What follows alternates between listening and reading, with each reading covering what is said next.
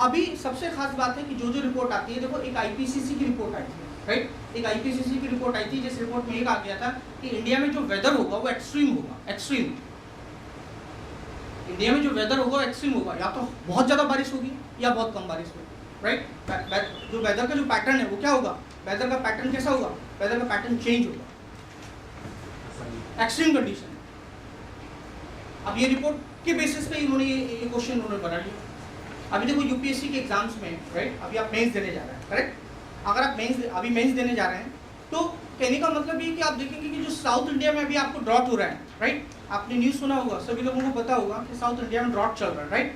तो उसके पीछे क्या फैक्टर्स हैं, उसको रोकने के लिए क्या क्या सरकार, गवर्नमेंट ऑफ इंडिया की इनिशिएटिव्स क्या क्या हैं, क्या क्या सरकार कर रही है, सरकार के स्टेप्स क्या है, उनमें क्या क्या हो सकता है, राइट। तो इस टाइप से हमें चीज़ों को लीक करना होगा, चाहे वो ड्रॉट हो, चाहे वो सुनामी हो, चाहे वो फ्लड हो, राइट। तो इस टाइप से हम काम कर सकते हैं। तो ये जो टॉपिक है, इस टॉपिक को हमने क्या पढ़ा, मानसून से पढ़ा, मानसून से हमने एलिनो लालिनो को पढ़ा, राइट, उसके कॉन्सेप्ट्स को हमने समझा। उस कॉन्सेप्ट्स को समझने के बाद आप देखेंगे कि इंडियन ज्योग्राफी से क्वेश्चन आने की टेंडेंसी और जो है अप्रोच जो है, जो ट्रेंड जो है, राइट, जो उसको ट्रेंड जो है वो कम है, राइट, कम पूछे जाते हैं, लेकिन फिर भी हमें तैयार करना है। क्यों तैयार करना है? बिकॉज हम प्रीलिम्स क्वालिफाई करने के इसके बिना पॉसिबिलिटी है नहीं, इसके बिना हम सिलेक्ट हो नहीं सकते हैं। तो इसके लिए हमें देखो एक क्वेश्चन है, क्वेश्चन पूछा गया है 13, सबसे लास्ट में आप देख सकते हैं 14 नंबर पेज पे सबसे लास्ट में जो क्वेश्चन है, क्या क्वेश्चन पूछा गया है? हाँ, there is no formation of, बेटा आप पढ़िए, आप आगे पढ़िए, आप पढ़िए। There is no formation of deltas by the rivers of the Western Ghats. Correct, right. देखो कॉन्सेप्चुअल क्वेश्चन है, राइट, कॉन्सेप्चुअल क्वेश्चन आप देखेंगे कि डेल्टास फॉर्म क्यों नहीं होते, किसमें, वेस्टर्न घाट्स में, राइट। देखो ये जो क्वेश्चन है, ये क्वेश्चन अगर आप देखेंगे, ये जो है ये जो क्वेश्चन है, इस क्वेश्चन को अगर आप देखेंगे तो ये एरिया क्या है, ये क्या बोलते हैं इसको, ये क्या हो गया, वेस्टर्न घाट्स, करेक्ट, ये वेस्टर्न घाट्स हो गया। अब इस वेस्टर्न घाट्स में डेल्टा फॉर्म क्यों नहीं होते? तो देखो आप देखोगे कि जो अर्थ का हमारा, ये जो हमारा इंडिया है, भारत जो है, उस भारत का जो स्लोप है वो ये साइड में, तो सारा रिवर किधर जाता है, इधर गिरता है, बे ऑफ बंगाल में, राइट। लेकिन अगर आप इस एरिया की बात करेंगे, इस साइड की अगर आप बात करेंगे, तो इस साइड में जितनी भी रिवर्स है वेस्टर्न घाट्स में, उनको फ्लो करने के लिए उतना स्पेस ही नहीं, उतना जगह ही नहीं। जब उनको जगह होगा नहीं है तो फिर वो डेल्टा फॉर्म करेंगे क्यों, और डेल्टा फॉर्म करने के लिए उनको स्पेस ही नहीं मिल रहा है, राइट। तो इसलिए डेल्टा फॉर्म नहीं होता है।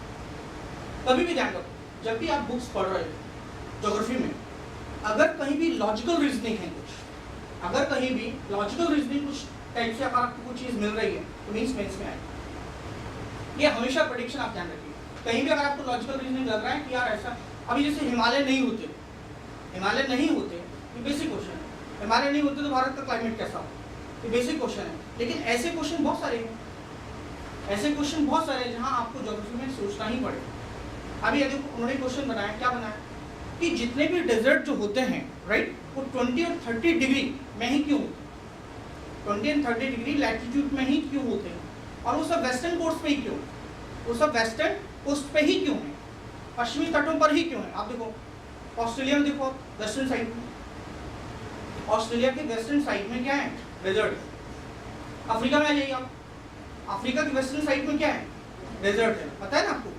उसके बाद आप देखोगे कहाँ, साउथ अमेरिका में आ जाइए, तो साउथ अमेरिका में वेस्टर्न साइड में क्या है, डेजर्ट है। तो सभी डेजर्ट किस साइड में मिल रहे हैं,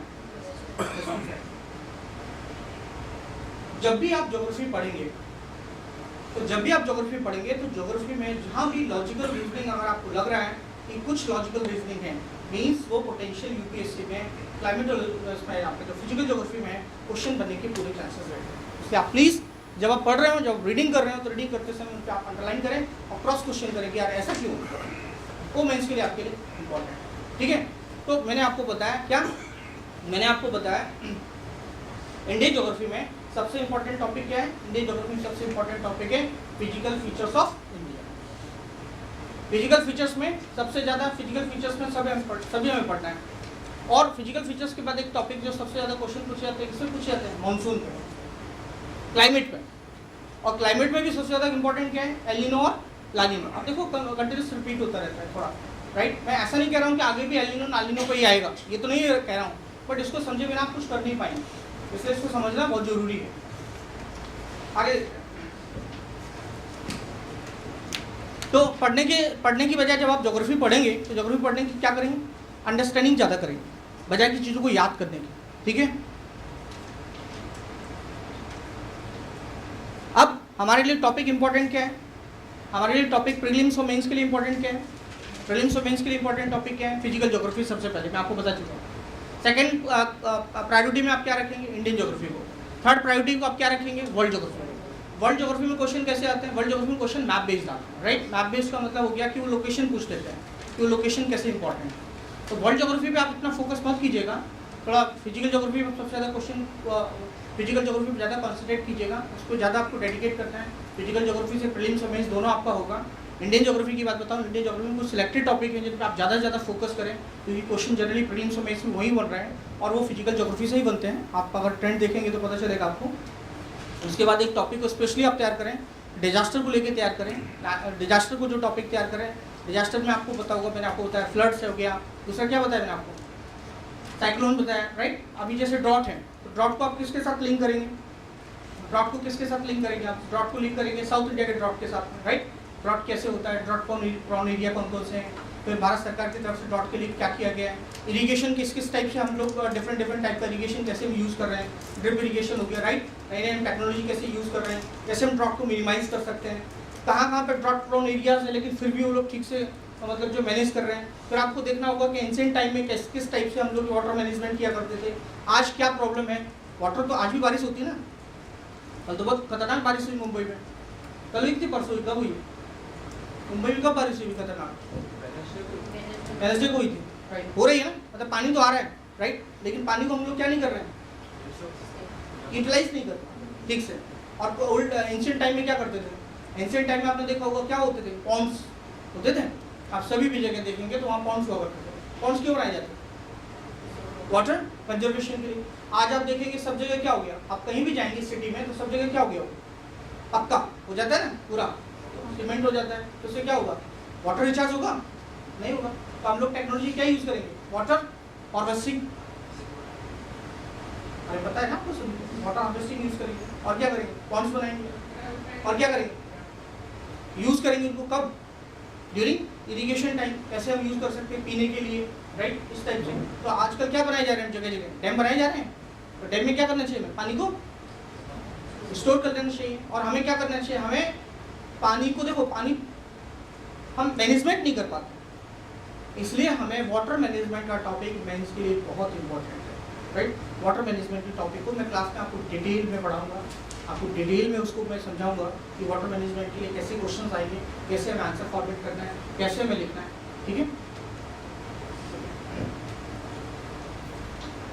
और एक टॉपिक हमें क्या तैयार करना है, डिजास्टर मैनेजमेंट। डिजास्टर मैनेजमेंट को कैसे तैयार करोगे आप, disaster management, right. Disaster management क्या तैयार करोगे, अथॉरिटी, राइट।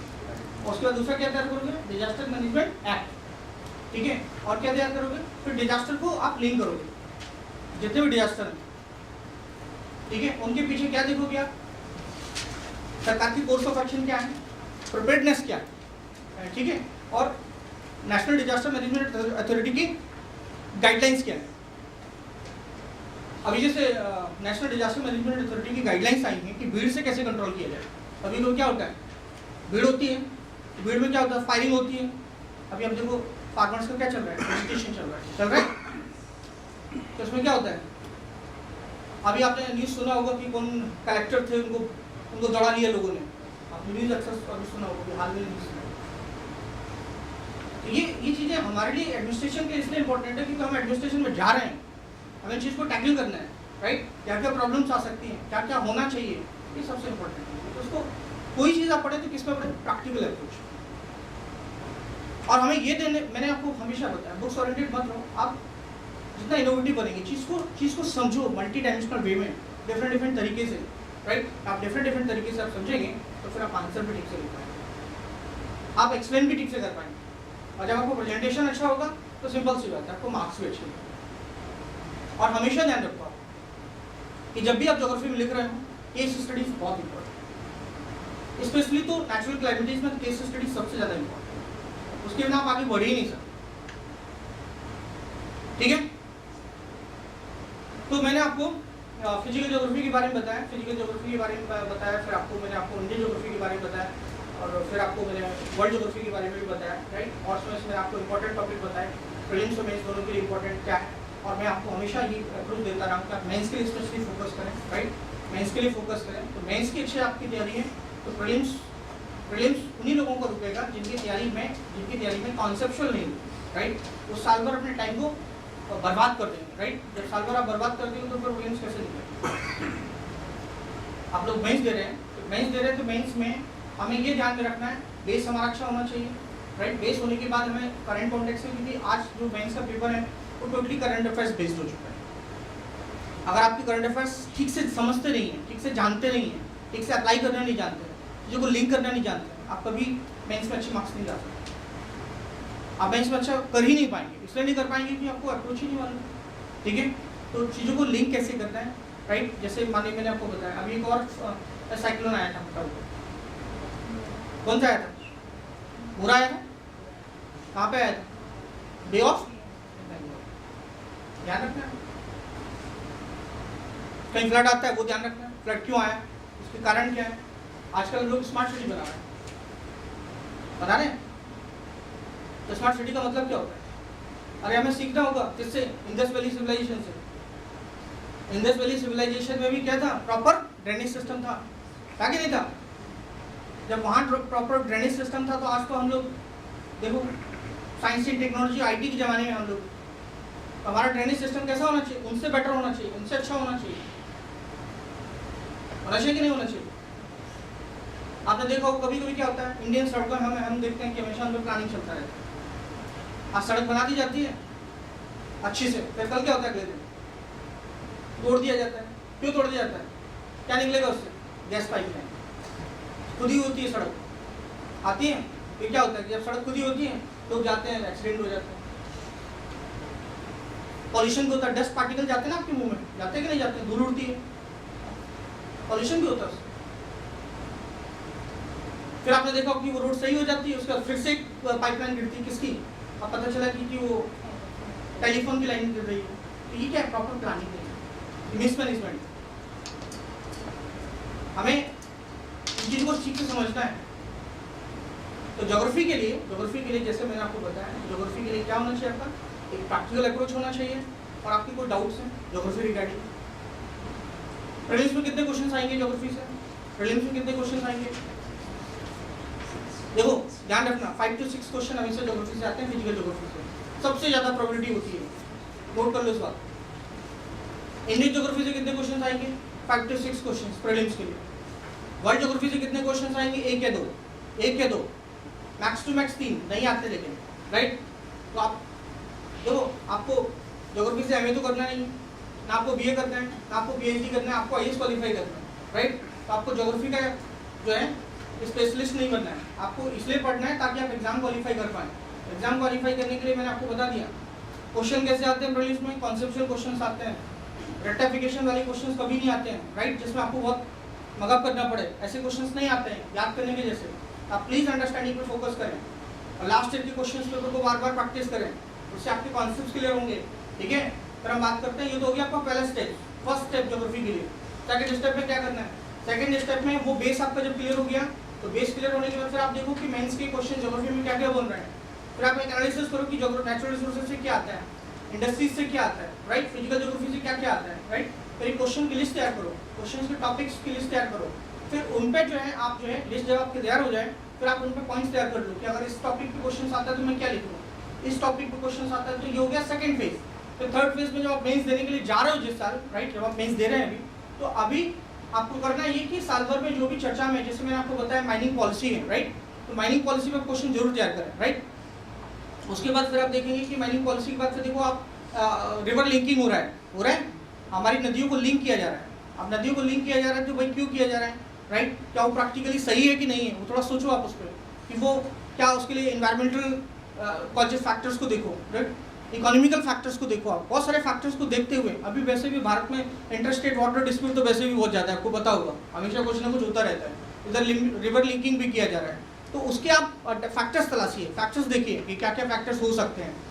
साउथ इंडिया के ड्रॉट को देखिए, इस टाइप से अगर आप करंट अफेयर्स कॉन्टेक्स्ट में आप चीज़ों को समझ पाएंगे देख पाएंगे और उनको अगर आप ठीक से तैयार कर लेंगे तो मैं बता रहा हूँ आपको कि ज्योग्राफी मेंस एग्जामिनेशन में आपके मार्क्स बहुत अच्छे आएंगे, राइट। उसके बाद फिर आ जाती है जब आपको तैयारी हो जाए फिर आपको प्रेजेंटेशन स्किल्स एक दिन में तैयार नहीं होता है, आपको चीज़ें ठीक से पता होनी चाहिए।